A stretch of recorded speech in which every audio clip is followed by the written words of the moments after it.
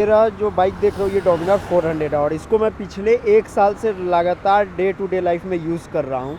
और आज इस वीडियो में मैं आपको कुछ लंबा ब्लॉग तो नहीं दिखाने जा रहा हूँ, लेकिन इसका राइड क्वालिटी मैं दिखा रहा हूँ हाईवे पे।